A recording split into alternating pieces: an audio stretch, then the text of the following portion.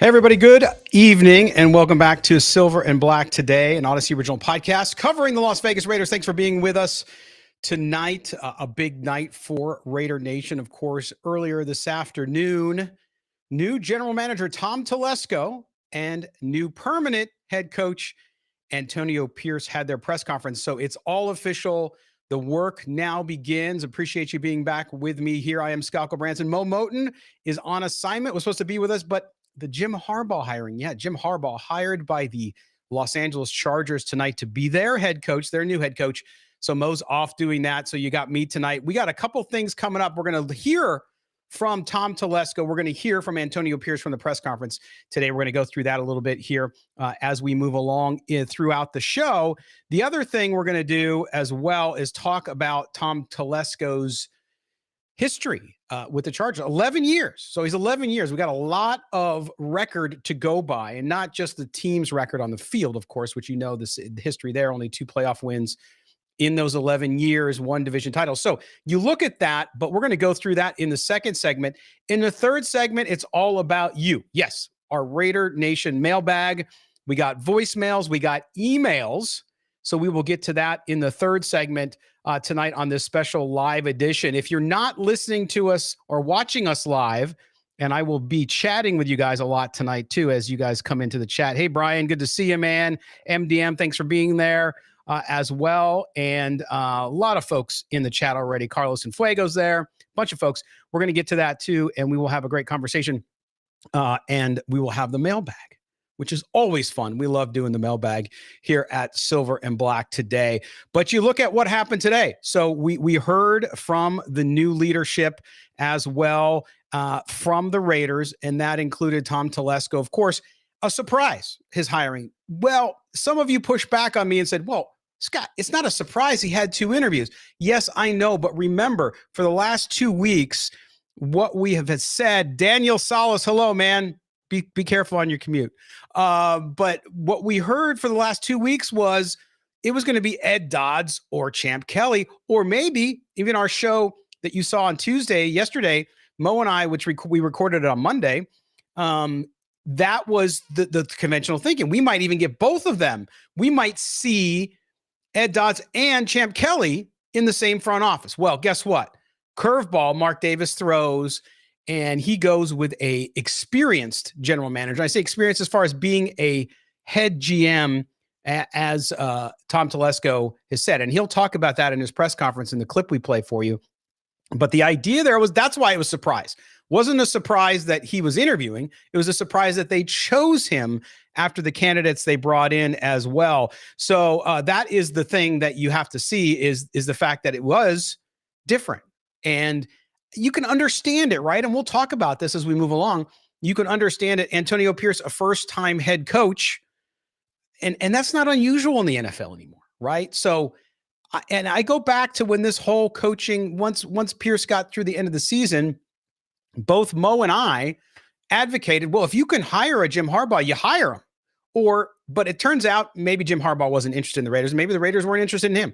But our thought all along was you talk to as many people as you can. Doesn't mean Antonio Pierce didn't do a good job. Doesn't mean Antonio Pierce doesn't get a shot. And certainly that's what happened. We know about the players wanted Antonio Pierce. A lot of folks wanted, hey, Raider Worm, good to see you, man. That alone is good. And we'll get into that a little bit because I'm not moving off that. I still think the Raiders missed an opportunity. Not that they could have or should have selected another coach. We've always said, man, if you can hire Harbaugh, get him. If you can't, Antonio Pierce, I would go with him. And sure enough, that's what they did. But they didn't bring anybody in. You look at the amount of head coaching interviews with other franchises. The Chargers, yes, they wanted Harbaugh all along, but they interviewed, I think, 13 or 14 candidates. The Atlanta Falcons have interviewed a bunch too. It's, I think, above 11. Same with Washington. A lot of these teams, and not because you necessarily are going to hire them, but because you get a chance to kind of pick brains and get to understand who people are. But the Raiders had their mind made up. Mark Davis said he was going to have an open mind. It turns out he didn't because he was convinced, I guess. He was convinced at Antonio Pierce. He was convinced by the players and others in the organization, apparently, that Antonio Pierce was the right guy. So Antonio Pierce is the coach. We'll get to his words as well because we want to hear from Coach Pierce and see how that goes down. How it all ends up, we don't know. But that could be the case if you hired Ed Dodds and Jim Harbaugh. you don't know what's going to happen. You have a better record to go off of because Jim Harbaugh's been a coach at both levels and had success at both levels. Antonio Pierce has not had that as a head coach. So that's the unknown. That's it. But that's not a bad thing. We'll have to see how it all goes down. But we want to get into that as well and talk about some of these things we saw, including hearing from these guys. Also, in the second segment, I talked with Dallas Robinson from Pro Football Network. Dallas Robinson is an NFL writer there, and he wrote a piece about the hiring of Tom Telesco. He was not very complimentary. I'll put it that way. And we'll get to him. I have a part of an interview I did with him for sportsnot.com, where you can catch my work both as a video host and as an NFL writer.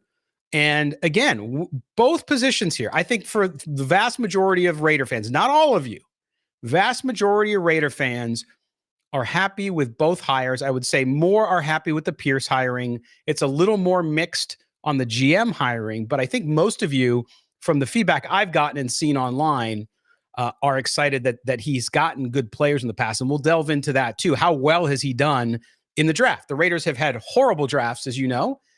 And so we're going to go into that a little bit and explore a little bit of his record, not to negate him, but to just put it out on the table and talk about what he's done and what he hasn't done. You know, some of the players he has drafted in the first round, especially. We'll talk about that as well. And then again, third segment, we're going to get into your mail. So stick with me. Thanks for being with me. By the way, if you don't already subscribe to the audio podcast, please do so. We are an Odyssey Sports original. You can find us wherever you get your audio and just hit subscribe and put on the auto download for us. That way you get the show every time we push a new episode. Guess what? It's there on your phone for your commute, wherever it is that you're going, or if you're listening at home, doesn't matter. You'll be able to do that. Also, if you're watching us on YouTube, thank you for your subscription, your thumbs up, and don't forget to hit the notifications bell. If you hit the notifications bell, that way you'll know every time we're live or have a premiered video or have a new video, you'll be the first to know. So we appreciate that. Well, also hello to everybody watching, whether you're watching on Instagram, whether you're watching on X/Twitter, Facebook, wherever you are. We appreciate you guys being with us, and we will get into it. All right, so let's start. I want to start first. When they introduced both Tom Telesco and Antonio Pierce today, they spoke in order with Tom Telesco as the GM going first. Mark Davis introduced them. I'm sparing you that part of it, and we'll cut right to Tom Telesco and his introduction today in Henderson on Raiders Way. Here's Tom Telesco. Thank you. Hey, thanks everybody for coming, media and employees. So first, I just want to say, thank you to Mark Davis. This is such an iconic franchise with a storied history, and obviously it all starts with the legacy of Al Davis. So I couldn't be more excited to be here, but also realize there's a tremendous responsibility with this job. So the fact that Mark and the whole leadership team is trusting me with this, I couldn't be more happy to be a part of this. So the last couple of weeks, I've had a chance to meet a lot of the leadership team as we went through the interview process.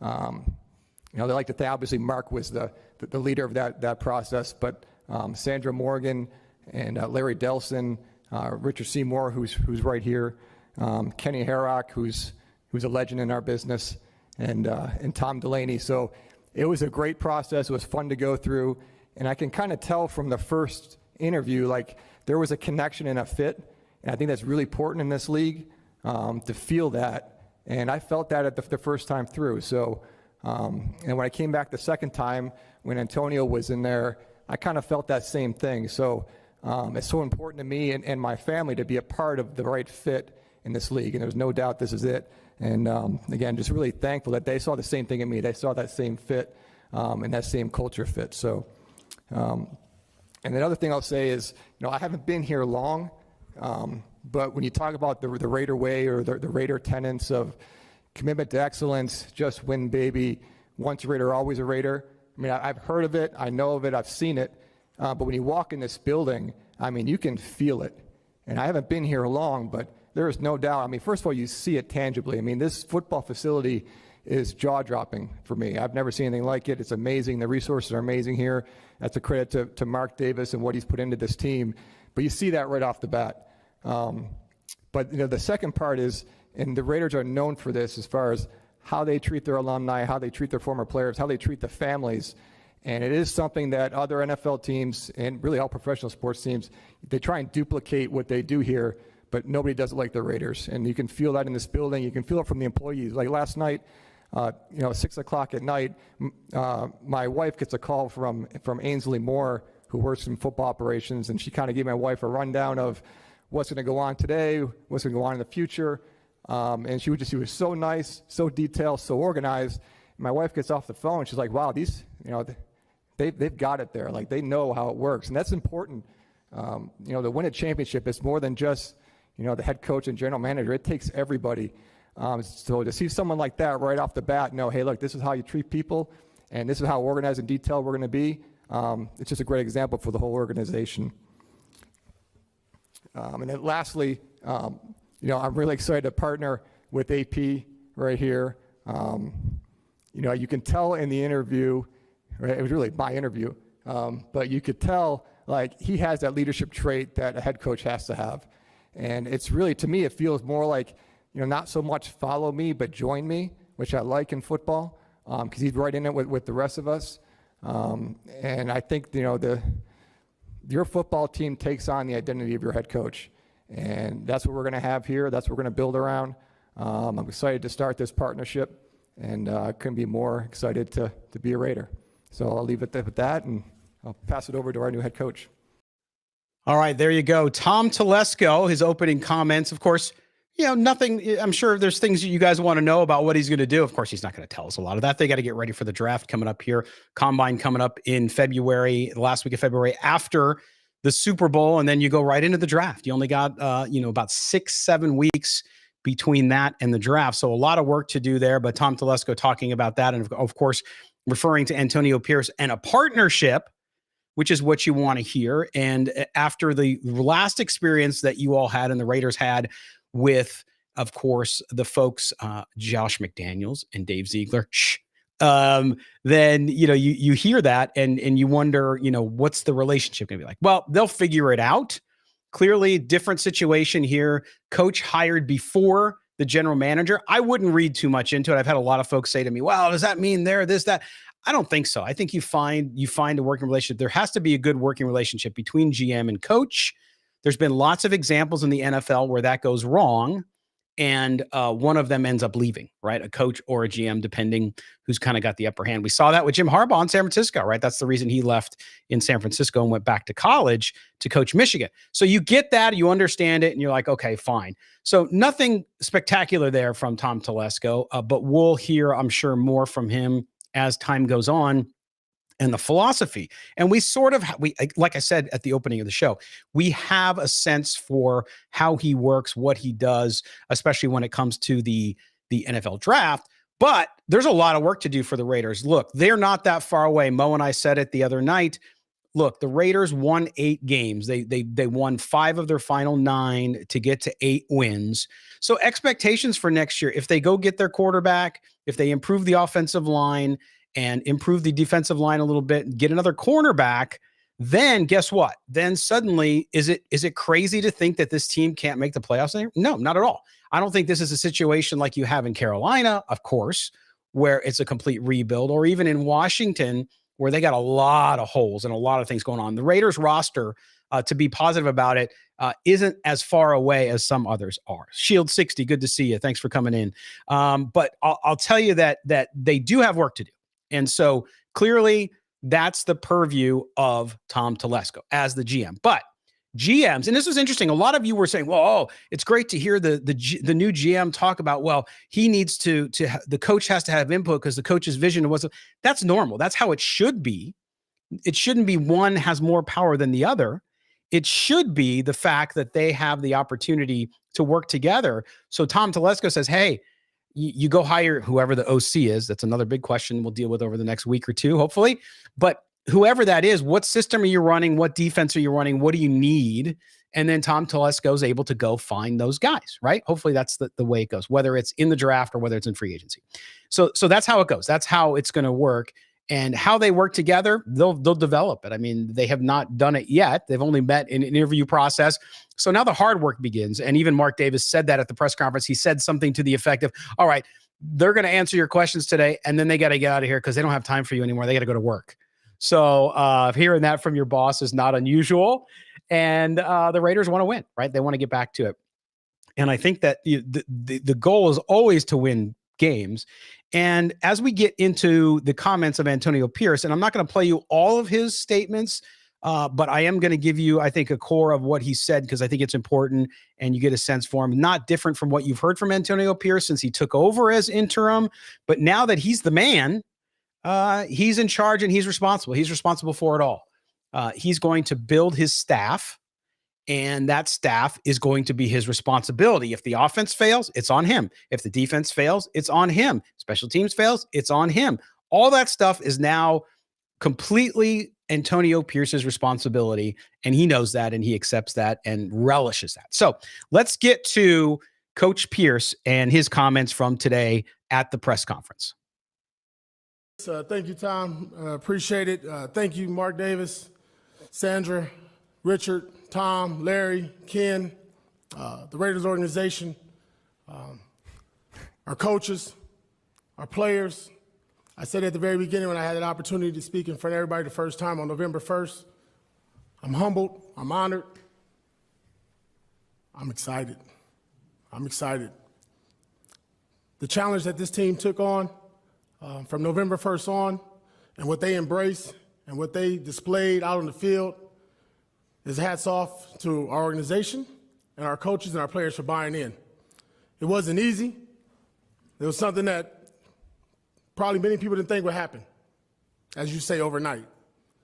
But when you have good people in the building, when you have the belief, you have the trust, you have the accountability, you earn respect, you do it the Raider way, you buy in, you understand that nobody's bigger than the shield and the patch, and that you play for a lot more than just the name on your back. There's a lot of people that we affect by wins and losses. We understand that, and we don't take it lightly. I'd like to thank my family here, Jocelyn, my father, Perry, my kids, my uncle in the back, came all the way from Bermuda. Bermuda in the house, Piper. Yeah, Bermuda. I got the island people in here too, so appreciate everybody being here. Where are we going forward? Tom just hit on it. It's great to partner up. I think there's going to be a partnership that we can grow for many years. Hopefully that comes with a lot of W's and a lot of Raider chants. Our vision is clear. Win a division. Get into the playoffs and host that Lombardi Trophy. That's not a promise. That's our vision. Our philosophy is simple. It's real simple. It's the Raider way. Pride, poise, passionate, a love for the game, and just win. It starts with our DNA, ill intent, physicality, toughness, speed, attitude, full-blown Max Crosby effort. And it goes to our staff with preparation and execution and putting a plan together and executing throughout the week with a smile and a purpose to get a victory on every Sunday that we show up into Allegiant Stadium. It's not going to be easy. It's not going to be overnight. I'm not promising anything along with Tom, but I do know this. You're going to get the best out of myself and Tom. We're going to exhaust every possible resource and ounce of sweat, tears, and effort, and night, and minute, and second that we have to turn this bad boy into a consistent, winning organization that is used to and it deserves. All right, there you go. Pretty clear, right? And I think towards the end, they're very important, which is about winning. Yes, you're going to have physicality, ill intent. All that stuff is great. And I know you guys love hearing that. That's the old Raider way that is now back, according to him. And great, that's good. But again, he mentioned consistent winning, winning the division, getting in the playoffs, hoisting a Lombardi Trophy. All good. And I think the important thing there too is vision. And yes, things happen. You don't control everything. And yes, I know some of you would like to go from 8-9 to Super Bowl winners next year, but he was also clear there. Look, can't promise you anything. All we can do is do our best. And I think that effort and that desire and the culture by which he's talking about there and which he wants to create, which he did create towards the end of the season. And obviously the players reacted well to that. That's what he is about. And so you can't but love that piece of Antonio Pierce. Now, the hard part becomes, as he talked about, getting things together, getting the plan. He's got the vision. Vision is important. And I think that him articulating that vision was very, very important. And so you know what it is. He's now set the standard. It's not someone else setting the standard. It's not what was based on before what the standard was. No, he's setting a standard by which the Raiders will play, how they will play, and the result of that should be positive. Now, again, it's great. Press conferences, especially introductory press conferences, it's all about the love. It's all about the great sound bites. And he's authentic. There's no question about that. But the hard work comes in the doing. You have to do it. The Raider franchise has been without a consistent winning culture for a very long time. So it has to get that. It has to start somewhere. And Antonio Pierce is very clear that that's what he wants to build. That's the vision for it. And I think that you have to look at that and say, great, okay, it sounds good. You're saying all the right things, man. We love that. And if I'm a Raider fan, that's how I would feel. I would say, hey, okay, awesome. We're behind you. Let's get at it. So now, what are you going to do in the draft? What are you going to do in free agency? And then once you get on the field, preseason into the regular season, how are you going to prove it out? Because the division is going to get better. We saw today, again, Jim Harbaugh goes to the Chargers, okay? And no matter what you think of Jim Harbaugh, maybe you didn't want him to be the coach of the Raiders, but he gets it done. He turns things around quickly. They already have their franchise quarterback. They have a cap issue. So we'll see how quickly they're able to put it together. But the urgency, I think the urgency for the Raiders with Tom Telesco and Antonio Pierce, it's not a 2-year deal. It's not a 3-year rebuild. Hey, let's build this team. No, I think they got to win right away. And I think they have the ability to do that with the right moves. And if Antonio Pierce is able to have the right staff and get the players to do what they're able to do. So, again, we don't know what's going to happen, right? We don't know what's going to happen, but there is optimism. I know with every new coach, GM, usually there's optimism. A lot of you were not thrilled with the hiring of Josh McDaniels, and I understand that, but there was even optimism then. So I think we have to see how it all plays out, and the coming months will certainly show that. It's awesome. I see you guys in the chat. Thanks to everybody for being in there. Bill Montoya, thanks, man, for coming in. And we'll see how it all happens and goes down. But we're going to get to more of this same stuff. And I think, Jesus, you're saying blah, blah, same old talk, Harbaugh, Andy Reid, Sean Payton. Hey, man, they're successful coaches. You could not like them. That's cool. You're a fan. I get it. But it's a tough division. I mean, you find other divisions with that many coaches who have that much experience, national championship and college level, coached in a Super Bowl. Jim Harbaugh didn't win it. Of course, he lost to his brother. But then Andy Reid's got 2, Sean Payton's got 1. So, you can't argue with that. But that doesn't mean that Antonio Pierce can't become that guy either. It's just going to be a tough division. But if the Raiders pull the right triggers and do the right stuff, and number one, starting with a quarterback, as we've told you, then there's nothing saying that they can't do that. They can't overcome that and be in the mix always. So, all right, we're going to take our first break. When we come back, we're going to get into the Tom Telesco record. Let's talk about Tom Telesco. Now that he's here, we're going to be able to do that. So for our audio audience, please stick around. We're going to come back right after these words. For our video audience, stay right there. We are rolling on with Silver and Black today, an Odyssey original podcast. Don't go anywhere. All right, welcome back. Silver and Black today, an Odyssey original podcast. Thanks for being with us, everybody. And for those of you watching us on our live video, this was a live show on Wednesday night. If you're listening to us on Thursday on the podcast, good morning to you. But we appreciate you being back here and talking about Raider football. Such an eventful week for the Raiders. Lots of change. And everybody, I shouldn't say everybody, most of you from my just observing online, those of you I interact with, those of you in the chat on Facebook or in the chat on YouTube, mostly positive. I know some of you aren't happy with whether it was the coach hiring or whether it was the GM hiring or both. nobody's ever going to be, not 100% of people are going to be very happy. But I know that, like here with Silver and Black today, we like an open discussion. People who don't agree with each other all the time, you guys mix it up in the chat there respectfully, and I appreciate that. And it's always fun to do that. Mo Moten's off tonight, but he will be back with us for the next show. So thanks to you guys for tuning in. Egalitarian 207, good to see you, man. Thanks for the salute. We appreciate that. Samuelson, is there any chance to bring back Khalil Mack? I don't think so. I think Khalil Mack's still a good player, but I think the Raiders are focused more on the future. And while they will, I'm sure, sign some free agents, I don't know that Khalil Mack's in that picture. Okay, so let's get into Tom Telesco. So we've heard a lot about Tom Telesco. We've heard a lot about the good that he's done. We've also heard some of the criticisms. Now, if you look at what the Chargers were able to do in 11 years, you guys know, because you tell me every year, okay, the Chargers on paper, every year they get hyped up. They're going to be a Super Bowl team. They're going to do this. We hear it from the national media, all that stuff.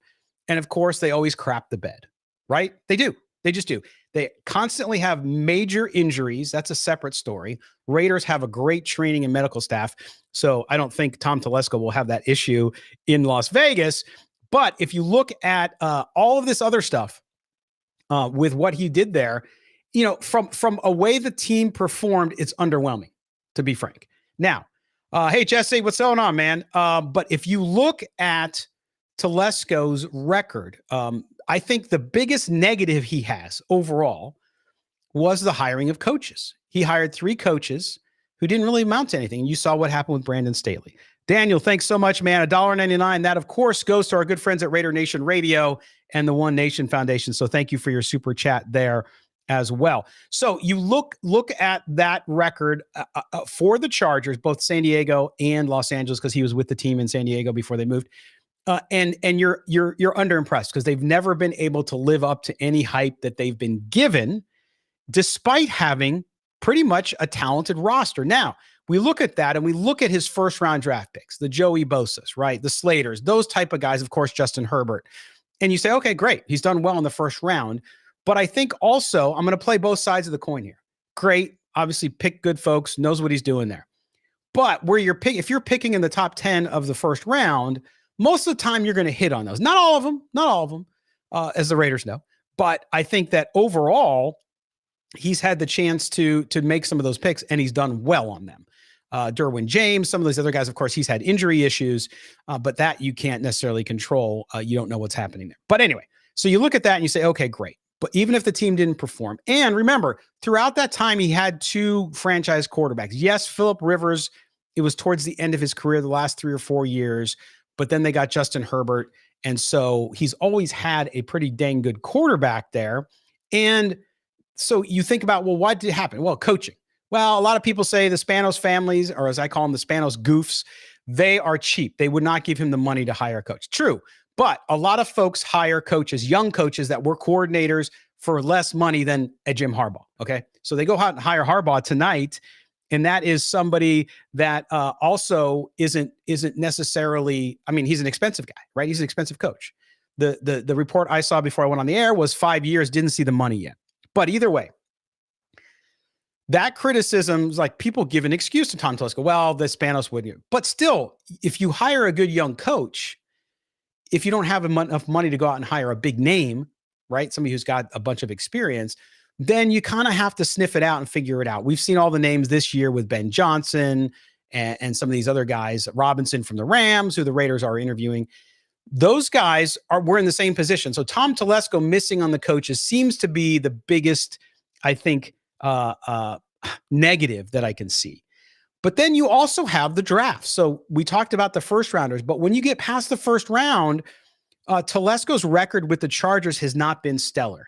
The Chargers have lacked depth, and that usually comes from hitting in the draft. That comes from hitting second, third, fourth, even fifth round. Remember, Max Crosby was a 4th round pick. I know, unfair to compare others to Max because of how good he became, even though he was a 4th rounder. Though those types of concerns are real. I'm not saying that he's going to do it again. I'm just saying it's there. It's fact. You have 11 years. And so I want to show you a graphic that I have that we found. And this is, and hopefully you can see this on the screen when I put it up here. If you see this here, this is team draft success. This is quantitative data, which talks about, and I know it's kind of hard to see there unless you're really close to your phone or your computer.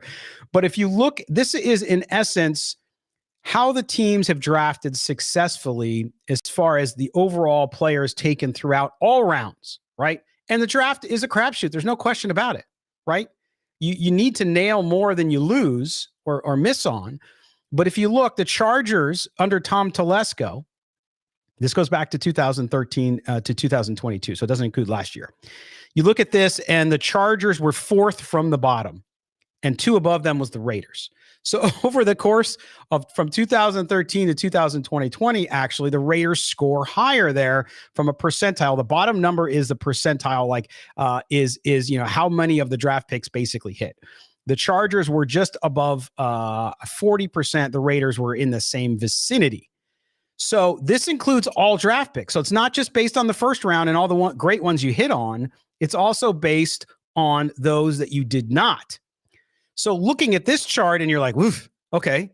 Now he's had a couple years where hit on a lot more picks in one year, but this is aggregated over the entire time that he was with the Chargers. And this is for the entire league. So you can see that you go up to the top and some of these teams like the Chiefs, of course, the Ravens, the Rams, and some of these other teams, Buccaneers, have all done. So you look at that and you say, okay, well, that's not incredibly impressive. And it's a little bit concerning, right? But again, that does not mean that Tom Telesco can't be successful with the Raiders. We're just going off record. We're going off what we've seen because he is experienced and has that many years of running the draft for the Chargers. You can infer from that maybe not. Now, the Chargers and the Raiders have different draft scouting. They have different scouts, different staff. So maybe the Raiders, although the Raiders didn't fare well over that time, but the Raiders were also a mess. They didn't have one GM like the Chargers did. They had the revolving door, as you guys know, right? So from that perspective, you can look at those numbers. And again, numbers only help us make assumptions. And that is something that we go with and look at and say, okay, that's going to just inform where we're at. So in my view, the way I look at those numbers, and you guys tell me if you disagree in the chat, the way I look at those numbers is Tom Telesco has got to get better, and he's got to prove it, right? So he's going to have one draft this year. He's already there. He's going to draft this year, and we'll see how he does. Now, we won't know the results of that until we get through a season, until the end of next season when they do that. And yes, Oakland fan, yes, the Rams trade all their picks, but yet they nail it. Look at Puka Nacua, right? Now, that was lucky. No, they had Cooper Kupp. They had a lot of guys they've been able to do that with. So it's a good point there, Oakland fan. But so he's going to have a chance to do that. But again, we won't know till the end of next season. The Raiders, whatever they do with their picks, okay, we won't know how that nets out until we get through a season. And then, as you know, there's players too, you might get 3rd, 4th, 5th round that don't necessarily hit right away. Now, you look at the Chiefs last year. I know it's a sore point because it's the Chiefs. The Chiefs had 7 rookies in their draft class last year. Start and play in the Super Bowl. So that tells you they nailed their draft class in the first year. You look at it this year, same thing happened with Detroit. Detroit had a great draft class. Same thing has happened there. Okay. So it's possible, and some guys develop slower, some guys don't. And so we'll have to see how Tom Telesco does. Now, I know so much of the Raider culture is about us against the world, and that's cool. It's part of what makes the culture so great. It's what Al Davis preached and said about as the culture for the Raiders. But the national media is looking at this too. There's been a lot of folks who've written positively about Tom Telesco and the Raiders hiring him, and for them, I think it was a surprise. But I want to play you. I talked with Dallas Robinson. Dallas is a writer for the Pro Football Network. And he wrote a story yesterday about the hiring of Tom Telesco, and he graded it. Okay. And just to prepare you, he graded the hire as a D, not an F, but a D. So I interviewed him for my role at Sportsnot, and I wanted to play you this interview just to give you the other side. Okay. It might make you mad. It might reinforce that you don't like Tom Telesco. I don't know. But I always search for other people's opinions, no matter what mine are. And so I'm going to play you this Dallas Robinson interview that I did today with him about Tom Telesco and why he doesn't like the hire. Listen to it, and then we'll jump in the chat and get your reaction. A bit of time and ask you had another piece run up on Pro Football Network about the Raiders hiring Tom Telesco, who had been fired by the Chargers, of course, after the Raiders beat the Chargers in that 63-point beatdown in Las Vegas. Tom Telesco goes over to the Raiders. A bit of a surprise, only from the standpoint of, yes, everybody knew he interviewed twice, but Champ Kelly, Ed Dodds, of course, the assistant GM from the Colts, those were both considered sort of the favorites. And then all of a sudden on Tuesday, guess what? The Raiders hire Tom Telesco. You gave the hire a grade. You gave it a D. Let's talk through a little bit of why the Tom Telesco hire for Las Vegas might not be that great for them. What is it about Tom Telesco's 11 years at the Chargers that gives you pause for the Raiders hiring him? Yeah, it did come as a surprise to me because I looked like Champ Kelly or Ed Dodds was going to be the guy. And, you know, whether that's Mark Davis just not wanting to pair a rookie head coach and Antonio Pierce with a rookie general manager, I think that might be what it is. So Tom Telesco obviously has a long track record of experience, and I hate to just put a D on somebody and leave it at that. So I do have a reasoning behind it. You know, yes, you do. Yes. I think the Chargers, look, they had some success, but they only went to the playoffs 3 times in 11 seasons that Telesco was in charge. So that's just a baseline. He hit on some first-round picks, but it's not just first-round picks that you have to grade a general manager on. It's an entire draft class over years. If you look at some of his mid- and late-round picks, consistently missing on those picks, which in turn deprives the Chargers roster of depth. You build NFL rosters based on young, cost-controlled players on rookie contracts. The Chargers just never had that. It was totally a stars and scrubs roster. Then you would see those injury issues hit that we all know the Chargers get every single season. Every year. They never had the depth to kind of fill in for those absences, right? So I think that was a problem. The Chargers never invested in analytics. They always have one of the lowest analytics staff in the entire NFL. Tom Telesco has never traded down in a single NFL draft, which is almost impossible. He's only traded up 4 times. So he's not a guy that moves around. I'm not saying you have to move around the draft, but it's pretty accepted wisdom that trading down and getting more draft capital is a good way to go. And the fact that he didn't take any time off kind of gives me worries too. Mm-hmm. Like he didn't spend a year learning. We just talked about the kind of with the coaching side, this kind of search for knowledge that coaches and teams have. Tom Telesco only took a month off, right? He didn't learn any new ideas. He didn't go to spend time with anybody else. He's going right back into an NFL job. So I'm not sure what's going to change that he goes to the Raiders. Like I'm worried that we're going to look back in a few years and the Raiders are going to kind of be this bloated mess that has cap problems and a over-the-hill roster and no depth. And I hate to say that for any Raiders fans that are excited about this Tom Telesco hire, but based on the job he did in LA, I'm just not that excited about the hire. Well, there you go, Dallas Robinson. And I know I saw some of the comments, Debbie Downer. He's just looking at it from that perspective. And I think some of the points, as we talked about earlier, has a good point of view. I mean, he's got some valid points. I'm not saying that means that, like at the end there, where I disagreed with Dallas was around the cap, because in Los Angeles, the cap was controlled by Spanos' son. He's one of the sons who ran the cap stuff. Obviously, he wasn't very good at it. Tom Delaney with the Raiders is very good at it. And so I think that's not necessarily the same situation. Okay. So, and the Charger organization, and I know I said something publicly about this, and I got a bunch of Charger fans coming after me, of course, which was like, oh yeah. And the Raider organization's great. And no, I'm not making excuses for the awful decisions that Mark Davis, who has owned them and said that he made them over the years. But at the same time, the dysfunction and the issues in Los Angeles with the Chargers are much, much different. You have a nepotism issue there, because you have the situation where you have the entire hierarchy of the Chargers are Spanos kids and grandkids. Okay. Doesn't mean they had a lot of NFL experience other than, hey, dad or grandpa owned the team and I got to hang around and now I got a job because I went back east and went to an Ivy League, came back out, and now I'm running a team.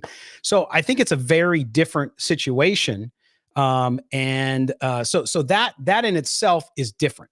But his point about not hitting in later rounds, and somebody in the chat, and I forgot, I got to scroll back and see, Davion McLean Hall, you said, hey, I think you said something about it. Well, okay, so if you hit in the third and fifth rounds and miss in the first and second, are you still a good GM? And the answer is no. The answer is, as a GM, I think you need to hit more than not with your top draft picks. So first and second round, you're going to have misses. Everybody does. No question, right?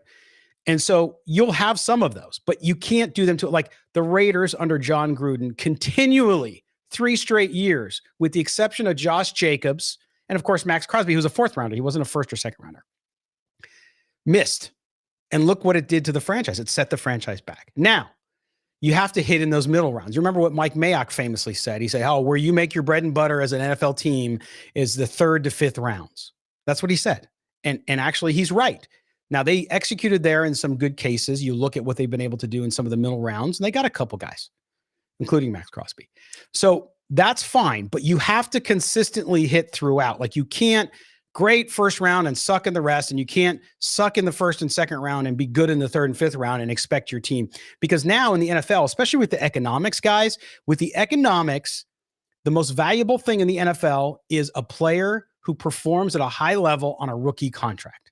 Now, you eventually got to pay that guy if you're going to keep him, but it's vital because of the way the salary cap works. That's what you want. That's what you need. So it's vital. If you look at the teams that continue to perform well, it is because, now you can go back to the Rams when they built their team and spent the money and got into cap hell and all that.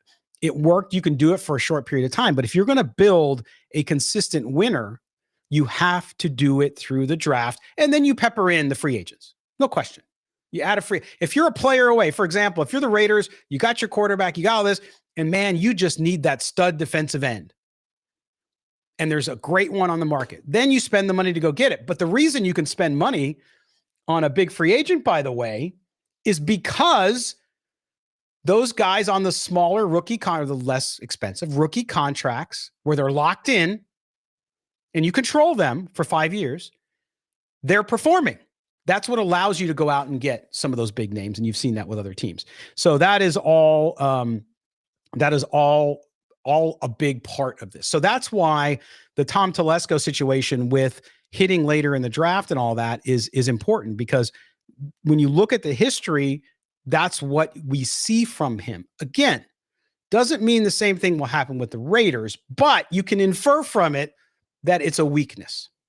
Now, can that be made up by other people in the front office? Is he going to have a staff that will help and do a better job than he had in Los Angeles? One of the other things too that's interesting that came out about the whole Tom Telesco time, and I talked to Scott Kaplan from ESPN Radio down in Los Angeles. He's also does a show down in San Diego too, the Kaplan and Crew show.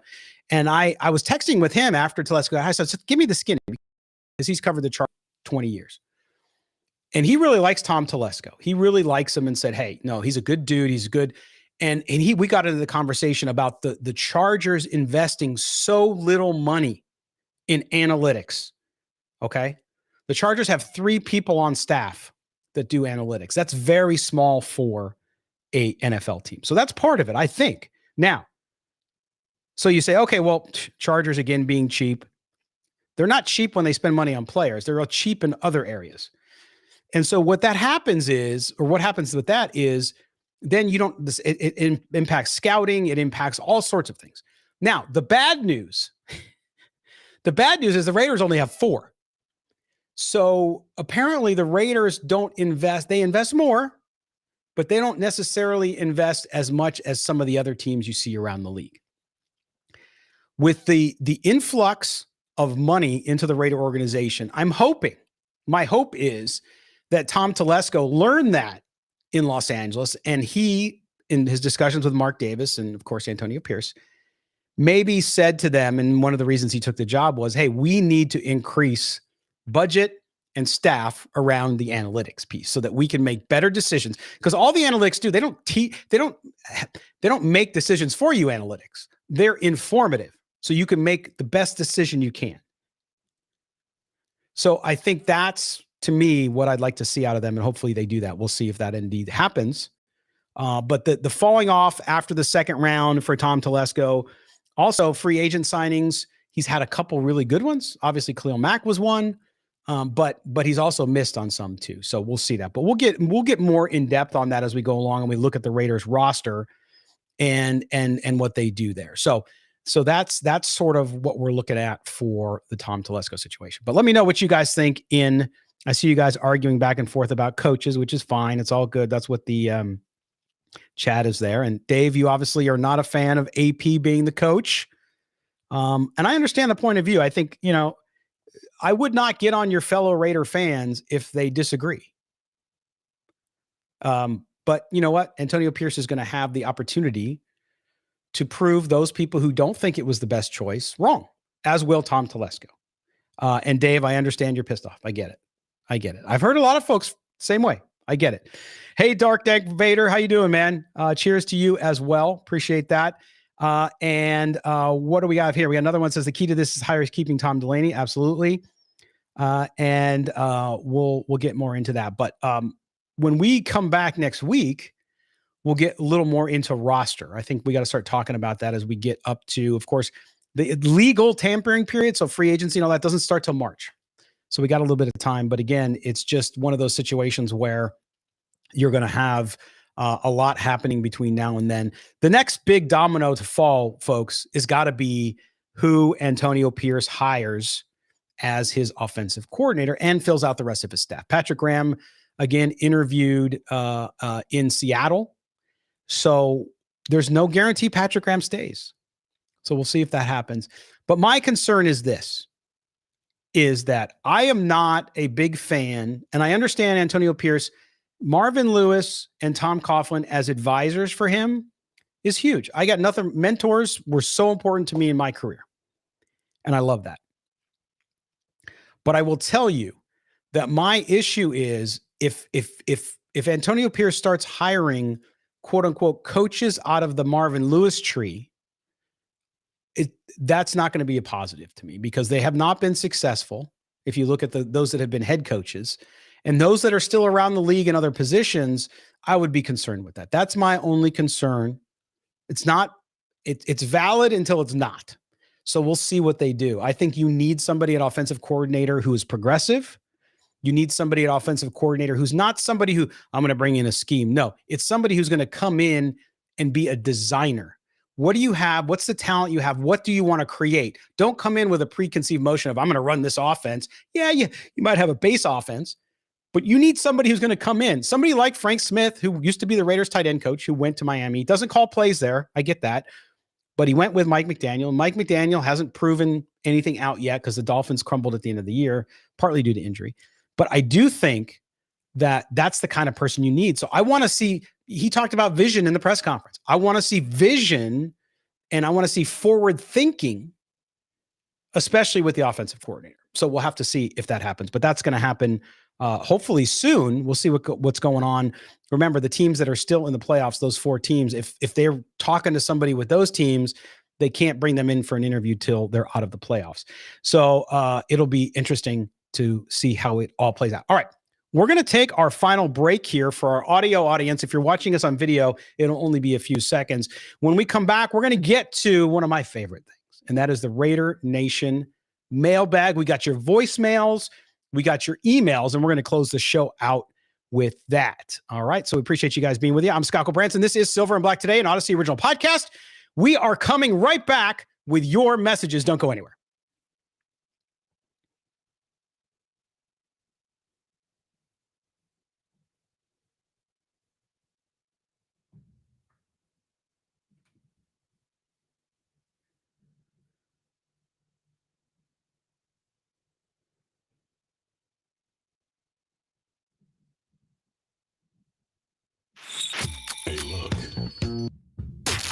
Raider Nation is never shy. You ask, we answer. It's time for the Raider Nation mailbag. What's on your mind, fam? Drop us an email at mail@silverandblacktoday.com. That's mail@silverandblacktoday.com. Now, it's your time to speak up.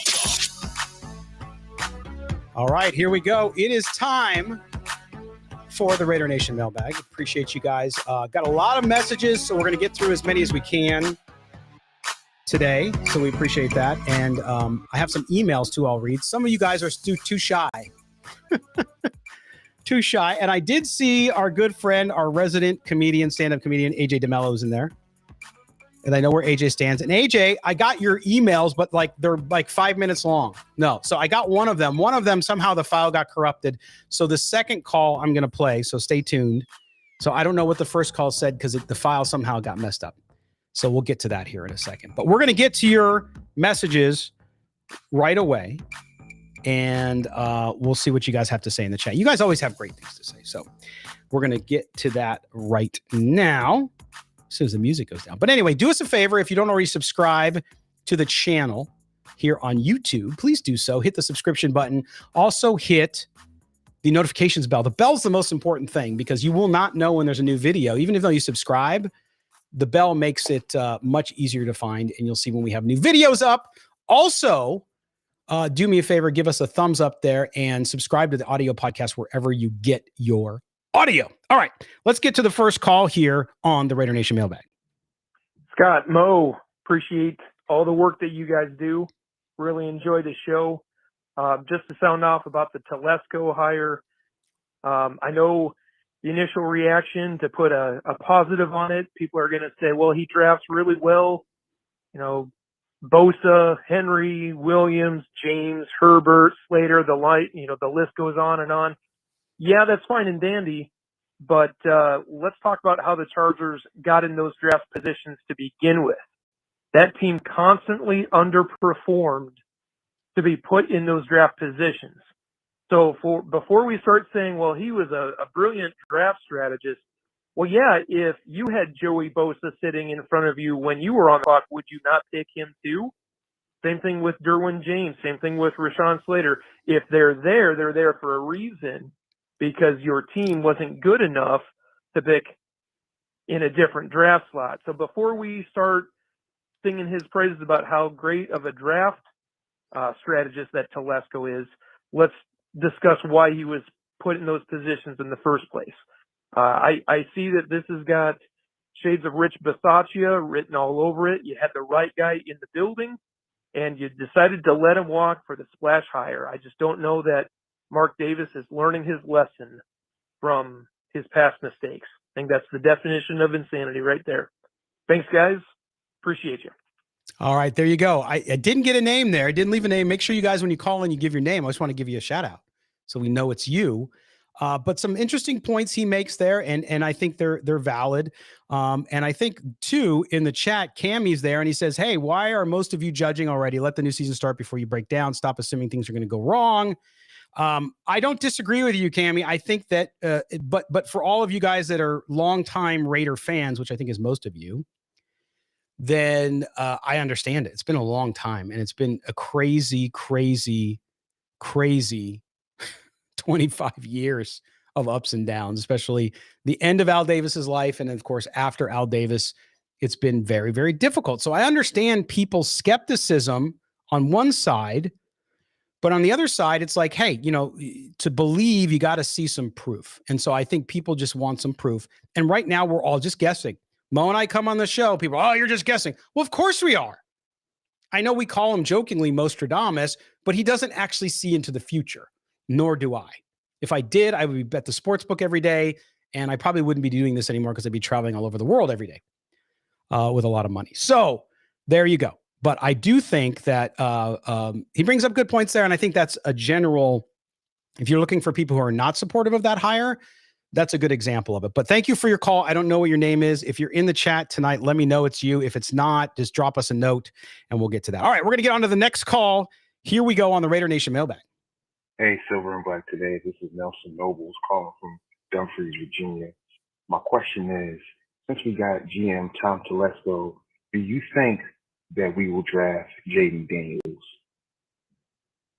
There you go. There's Nelson in Virginia. Raider Nation is everywhere. International. I'm thinking it's probably universal. Somewhere out there, there's some aliens and they got a Raider bumper sticker on their UFO, right? Anyway, Nelson from Virginia, thanks for your call. And it's interesting because I did a piece up on sportsnot.com where I write that on New Year's Eve, some bold predictions. I predicted that Antonio Pierce would be the coach. Duh. I predicted Champ Kelly would be the GM. Wrong on that one. And I predicted that they would trade up and take Jaden Daniels. I like that move. Here's the issue though, with each passing day, and tell me if you guys just think I'm being negative and a Debbie Downer. I don't see anybody in the top 3 trading out. I just don't. And I think Jaden Daniels is going to go 3. I think he's going to go to Washington.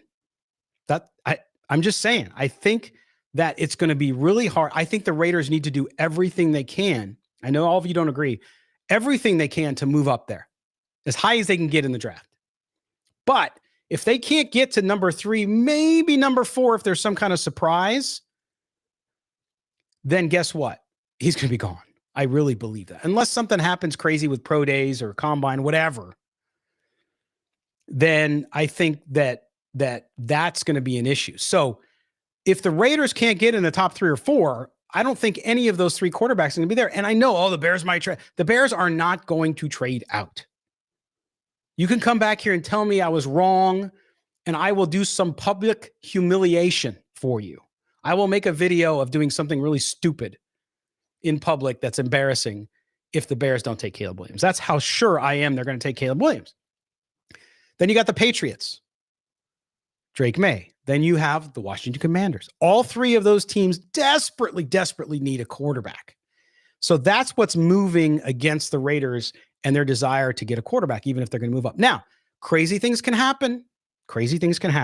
So I think that issue, if you want to go get Jaden Daniels, if he falls down a little bit, if for some reason, because things get crazy, if he falls down to 5, 6, 7, maybe the Raiders have a better chance of moving up there. Okay. And yes, AJ, you're right. The Broncos need a quarterback. I mean, there's 7 or 8 teams that need a quarterback. Now, some of those teams may not take a quarterback in the first round. Mufasa, I disagree. I love Aiden O'Connell, but he is not a starting quarterback in the NFL on a permanent basis. He lacks the mobility to be so. Good arm, good, smart kid. If he was in Detroit right now, where Jared Goff is, and I'm not comparing the 2 guys because I can't, but Detroit's offensive line is phenomenal.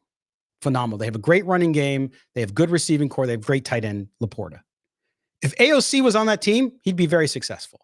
But that's the kind of team you'd have to build, and I don't think it's sustainable as long, which is why they drafted Hendon Hooker last year out of Tennessee, because he was going to miss a year with his knee injury. But he's more that guy, and he will be their future quarterback there. So I think you need to do that. You do need to work on the O-line, but you guys always tell me, work on the O-line first. No, quarterback is the position. All you got to do is look at Houston. Look at CJ Stroud. CJ Stroud lost 2 of his starting offensive linemen earlier in the year, played with backups all year, and look what he did. Yes, you have to win in the trenches. Absolutely. But here's the deal. You don't have to do either or. You have to do both. You can get a mobile quarterback and get your offensive line improved. So I think they need to do that. They need to do both. Martine, Kirk Cousins. Yes. Possibility. In fact, I got an email today from bet.com. The Raiders are now leading in odds. I know it doesn't really mean anything, but they are the leader in the clubhouse right now as far as signing Kirk Cousins. I know.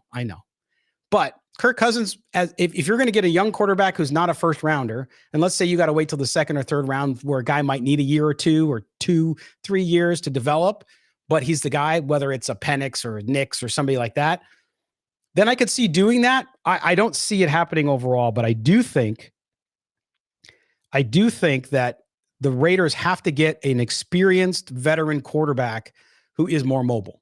Okay.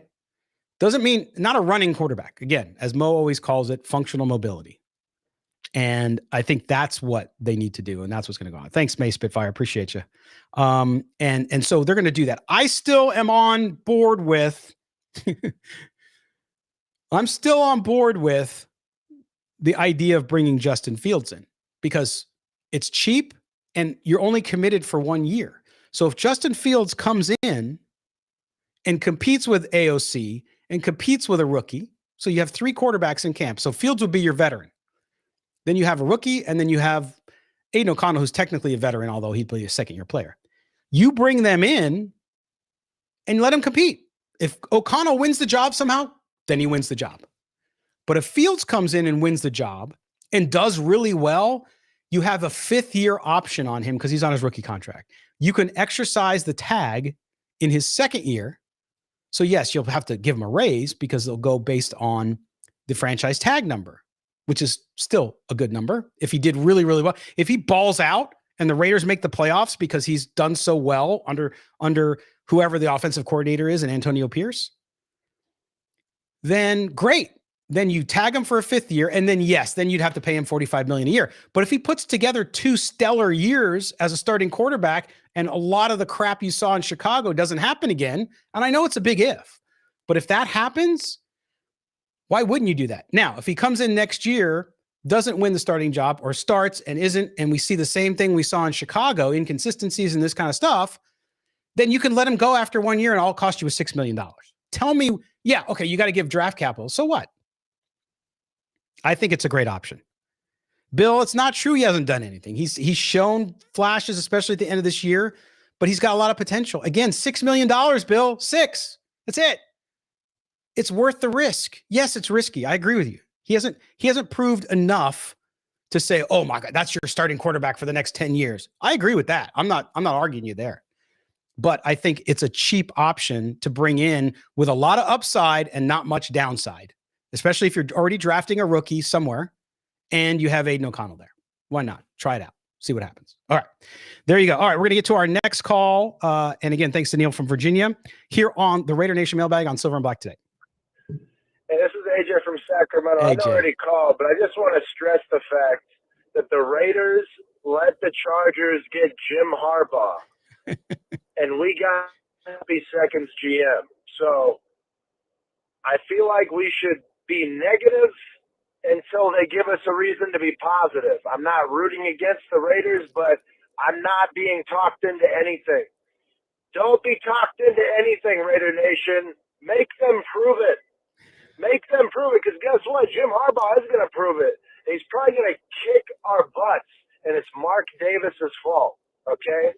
Just because he swung and missed on 2 guys he shouldn't have even been courting in the first place, he goes, oh, but I can't do that again, even though I make so much more money than I ever could have. There's no way I could just give Jim Harbaugh the money. Yes, you can. Okay? You totally can. But you didn't. And now the Chargers got him, and they already have a quarterback, and we got nothing, okay? We got nothing. Nothing. Let the negativity begin. I'm going to be negative. I will be negative because it will lead to something positive. That's what I'm going to manifest. But I'm not doing this whole positivity thing. You guys can do that. I salute you for it, but I think we should be negative, and hopefully that means something positive, because every time we try to cautious optimism, it doesn't work out, okay? So shake your dice in your hand and put them in your drink and drink it, because this gamble is going to make our stomach hurt. There you go. There's AJ. He's in the chat, by the way. So you guys are talking about AJ. He's there. He's mixing it up with you. AJ DeMello. Thanks, man. I don't know what happened to your first call. Again, the file got corrupted somehow, but we got your second call on there. So, and listen, I've heard a lot of people with the same opinion as AJ. And I know some of you say it's negative, whatever you want to say, but he said he's negative because he doesn't feel good about it. I get it. It's a valid point. I'm not saying you all have to agree with them, but I hear that from a lot of people, and you can't just piss it away and say it's not valid. I get it. Because a lot of you were complaining about other things. You were complaining about Josh McDaniels. You're complaining about Derek Carr. We all, as fans of whatever team we follow, do that. And I think that there are people who said that the Josh McDaniels hire was good, at least tepid, warm to it. I don't think there was anybody who was overwhelmingly in support of it. But I guess that some of you have that in the situation there. But really interesting, and I think that those opinions are valid. We got to listen to everybody. Everybody's got valid opinions. Some of them are driven obviously by years of frustration, and so I get that. And so AJ is always a great caller here, so we appreciate that, and thank you AJ for being in the chat as well. And we appreciate it as well. All right, on to the next call. Hey, Anders from Oakland again. Just a few comments. I think after the turmoil and craziness over the last 3 years or so, I think we needed some stability. And John Madden always emphasized having an adult in the room. And I think Telesco will kind of be that stabilizing force. He's done it before. He has the experience. He may not be the flashy hire, but he's going to be rock solid, which is what we need. And I think it's especially important in light of kind of Pierce being somewhat green, to say the least. That's not to say that the potential Dodds and Harbaugh combo doesn't scare the bejesus out of me. But if you have Harbaugh, it's probably okay to have a less proven GM, at least in my opinion. So it's a little bit of a different set of circumstances from ours. And then finally, my 2 cents on Pierce. I'm just going to quote Madden when he talked about the Raiders, and he says, I don't think they need that guy that's on the sideline with a play card up against his mouth.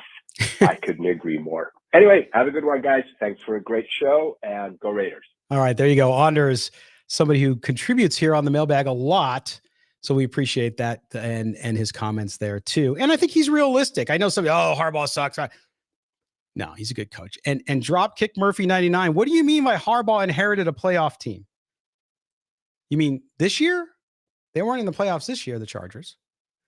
And in San Francisco, the first year he took over and went 12-4, they were 6-10 the year before Jim Harbaugh took over in San Francisco. So I'm not sure which playoff team you're talking about, but let me know. You can let me know in the chat. And yes, he coached at USD and played for the Chargers. He also coached for the Raiders. Yes. So there you go. Yes, Rick, it's true. 6-10. You're right. Absolutely. Well, he had talent, but Dropkick Murphy, which one is it? Every team has talent, man, but it doesn't matter if you have talent. If it shows you're a good coach, if there's a team that's talented and went 6-10 and the next year they win twice as many games, it's because you're a good coach. So, but he's now the coach of the Chargers, so it doesn't really matter. So they will have to deal with him on the opposite sideline, and we'll see how that all goes. But Anders, as always, thank you for the call. All right, on to the next call. Scott Moe, this is Rev Mike again, from Boise, Idaho. I wanted to talk a little bit about Mark's decision in hiring AP. I think he saw the writing on the wall way, way early. And because he saw that Raider fans were showing up. That last game, that Denver game, there was no reason for Raider fans to even show up. It was a nothing. And yet I was at the Raider Bronco game last year, and there were definitely more Bronco fans than there were Raider fans. But the Raider fans show up. Mark knew that he's ignited the fan base. He's ignited the locker room. And as a matter of fact, on Christmas Day, you look at the body language of AP when they won that game, it was as if Mark told him before the game, hey, man, beat them in KC and the job is yours. And I'm convinced that that's probably what happened. So I'm pretty excited about having AP come and be the coach. We'll see what happens. And, let's go Raiders, man. Raiders. Oh, too much. There you go. Reverend Mike, I appreciate that so much. And that's all awesome. Those are amazing. Too much. I love it. And listen, here's the thing I've always said, and this was the run up to hiring Pierce as coach. Emotion is a good thing. And I think he hit on something there, like fans coming to the last game, the fans were on board. And this is something I talked to Murph from Raiders Fan Radio, who joins us for our post-game shows for our Voice of the Fan segment. I get that. And it feels good, especially for fans. Obviously the players felt that way too. And it's great. So it got him the job. No question. Now that is secondary. Now you got to win ball games. And yes, he went 5-4. It doesn't matter who he beat. He went 5-4. You got to give him credit for that. But I will tell you that now it's all about this. And again, no excuses. You can't give excuses for anybody in this organization, from Mark Davis down to Antonio Pierce, if they don't go out and perform. Now we got to see what kind of talent they get. They have a pretty good team already, especially on defense. So we'll have to see what they do. But there's no more excuses. And I think that that's the thing that I heard from Antonio Pierce today was he wasn't making promises. You can't do that. But you do need to start, if you're going to build a winning culture, you know how you do that? You win. You win. So we got to do that. But it'll be interesting. All right, I'm going to get to some emails here before we go. Hopefully you guys are having a good time. I appreciate you guys being with us tonight here on Silver and Black today. And let's get to some of these that I saved from some of you. We had some good come in, especially I talked about Raider Nation being worldwide. A lot of Raider fans in Australia. Our good friend Rossi, the Aussie, he calls in. He's actually from the UK, but he lives in Australia. So shout out to Rossi if he's listening. But we got another one. This is from Nathan Murray in Australia. He says, guys, like a lot of the Raider fan base, I don't find the Telesco hiring as an inspiring choice. All the big names quoted over and over and over again by the media, Bosa, James Williams, and whatever last year's first pick name was, can't stay healthy. Their salary cap is a mess. Again, that's not Telesco's fault, to be fair. I only hope he keeps his training staff the way he keeps his training staff away from our players. Yeah, no, he won't. The Raiders have a very good training and medical staff. Advice, please. Does he have a history of trading up in the draft? He's not going to luck out again with a Herbert falling in his lap. And that's from Nathan down under in Australia. Nathan, thank you so much for that. And we talked about that earlier, the history, and you heard it from Dallas Robinson when he was on. And that was, he doesn't trade up very often and he doesn't trade down ever. So he seems to be a guy who kind of stands pat and takes picks where he's at.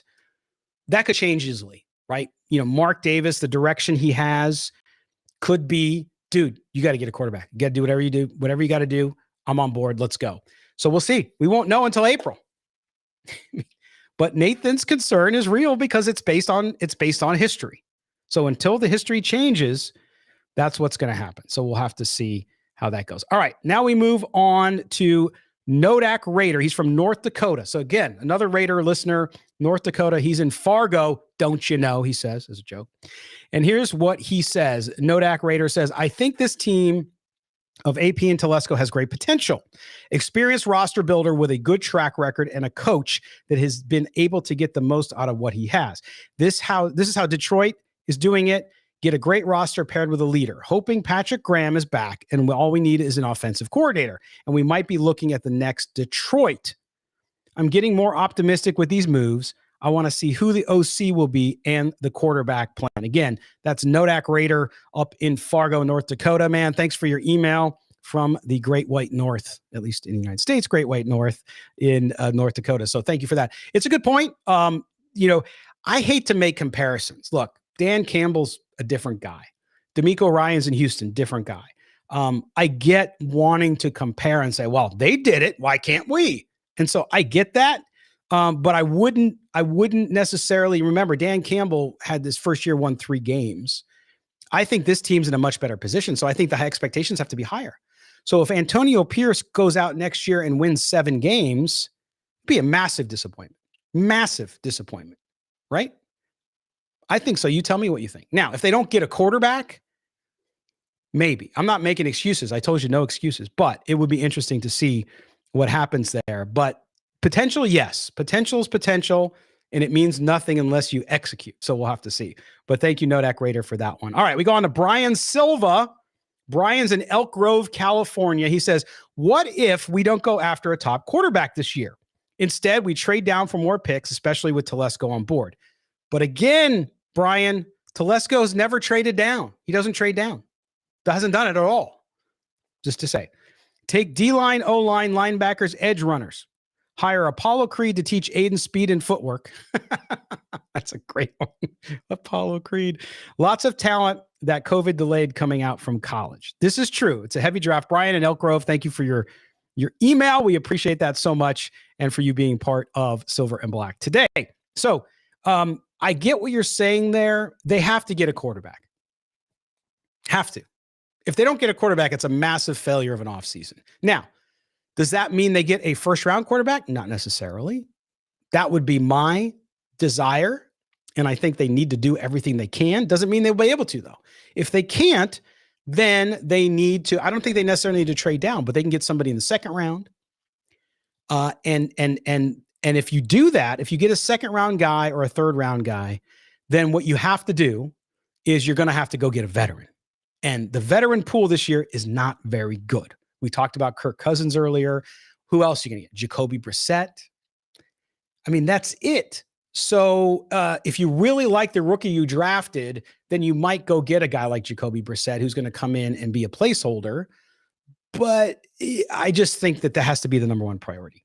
I just think it has to be. So they have to do everything else. Edgar, I don't think Carson Wentz is viable. I don't think so. Not even as a bridge guy. As a backup, in case you need a game or two, maybe. But I think he's kind of run his course. I mean, he was in Los Angeles this year as a backup, signed late in the season. I just don't think that that's going to work. But AJ, if you're talking about Cam Ward now has committed to Miami. He's staying in college, by the way. So black and grayed out. Sorry, I had to read that. Black and grayed out. Don't have to mortgage the future to get a QB. Tom Brady was 6 round. Dude, let's not talk Tom Brady. That's a whole other example. They got very, very, very, very lucky. Bill, Cam Ward's going back to college. He's not going into the draft. Just so you know, Cammy. AJ, it just happened yesterday. In fact, on our show yesterday, we talked about Cam Ward. That's who most thought they should go after if they can't get into the top of the first round, was Cam Ward. I like him too, but I don't think most of us didn't know. Aiden would start over a vet until the rookie is ready. Raider Felon, I don't think so. Depends who the vet is. Aiden O'Connell, again, he's developing and it's good. I think he's going to be, my view of it is he's going to be a very good backup quarterback and have a very nice career in the NFL. I just don't think he's a guy that you're going to put out there for 16 games. Just don't. Russell Wilson, no. Daniel, Caps Keenan, Kaepernick, Kevin Kolb. Oh, you're talking about the quarterbacks there. I gotcha. But what will take up to trade to pick number 3, Josh? I don't know. I don't think anything will help them get up to number 3 because Washington needs a quarterback. And from what I've heard, they like Jaden Daniels, although they don't have a front office. Well, they have their GM, but they don't have their coach. And then Patriots at number 2 with Drake May, and number 1 will be Caleb Williams. So it's going to be really tough to get up to number 3. If the Raiders are willing to give up enough, maybe they'll listen. But again, trading up is dependent on if somebody wants to trade down. And if they don't, if they fall in love with a player, they're not going to trade down. But yeah, AJ, I do think I like Kirk Cousins. But I don't know. We'll see what happens there. I think Fields is the best option if they trade him. If you can get Fields for a 3rd round draft pick,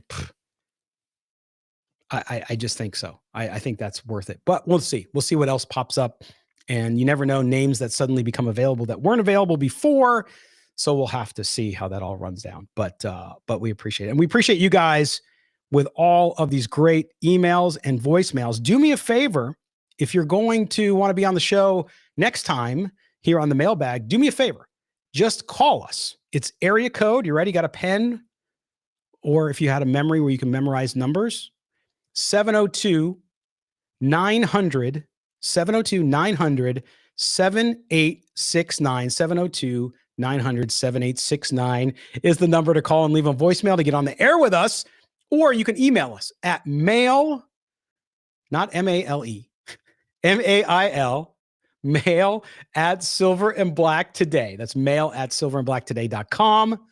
And we can take it there written. We love the voicemails more. You guys leave some funny stuff and we appreciate it. And it's always fun. So please do that. And thank you guys for being with us. I keep mentioning Justin Fields because Raider 1961, I get what you're doing there. You're trying, oh, he's a running back. He's not a running back. He's not a running back. He's got potential. I'm not saying he's going to work out. I'm saying he's got potential, and it's worth a third round draft pick and $6 million. That's it. So that's why I keep mentioning him, because I think it's a viable option, but there might be others as well. Bill, I get it. You don't understand Justin Fields. Maybe you haven't watched him that much.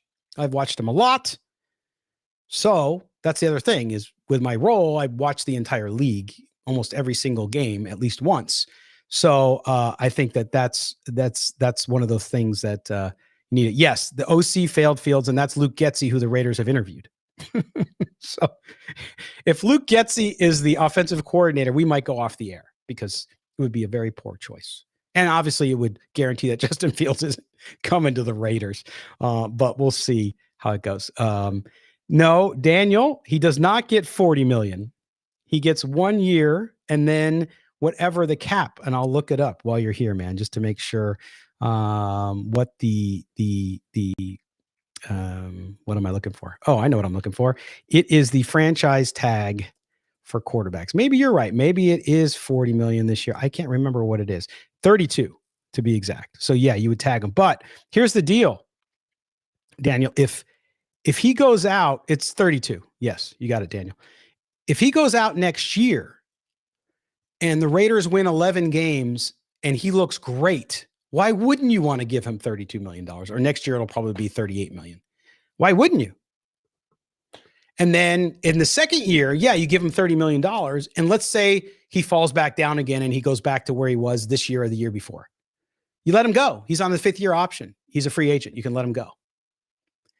If he balls out in year 2, then you sign him to a long-term deal and you got your quarterback. But like I said, if he doesn't, then you let him go. To me, the risk is so low. If he earns the tag, that means he played really, really well and he's worth the money. So, but again, if he doesn't, then you don't have to pay him. It's $6 million and you say, hey man, thanks. Good luck to you wherever you go next. That's it. So we'll see. But there's going to be a lot to talk about over the offseason, and we'll be here for all of it. And we also just appreciate you guys being with us tonight for this special live edition. Sorry, Mo couldn't be with us. He sends his apologies. He got caught up in the Harbaugh stuff, had to cover that for Bleacher Report. So he will be back next time. Again, do us a favor. If you're here on YouTube, Facebook, on x.com, wherever you are, subscribe to the YouTube channel. That way you get all of our videos as well. And we appreciate you doing that. Also, subscribe to the audio podcast. So when you're in your car, whatever, you can listen to us as well. This podcast will be available on Thursday morning tomorrow for you if you didn't watch it live. And it's an extra long one. We're almost at an hour and a half. We hardly ever go this long, but I wanted to interact with all of you because it's been such an eventful week in Raider Nation. And I know that's going to be a busy, busy off season. Thank you, Raider 1961. We appreciate it. AJ, no, I'm not going to forget Fields. I might send you a Justin Fields jersey, a Raiders jersey, make you wear it on stage. It'll be fun. Nobody's giving a third for Renfro. I agree with that, Dropkick Murphy. I agree, actually. Maybe a 6th. That's about it. So anyway, I appreciate you guys all being this. Thank you, Rick. Thank you all for listening and for viewing us on whatever video channel you're on. So thank you guys so much for that. For my partner, Momote, and for our producer, don't forget our producer, keeps it all together for us. That is Mike Robier from Odyssey. We appreciate the job he does. I am Scott Branson and appreciate all of you. Without you guys, we aren't here. So thank you for that. Until next time, enjoy the rest of your week. Have a great weekend. Enjoy the NFC Championship game. I know you'll be rooting for the Ravens and the Lions. So that'll be fun. And we will talk to you guys early next week. Take care, everybody.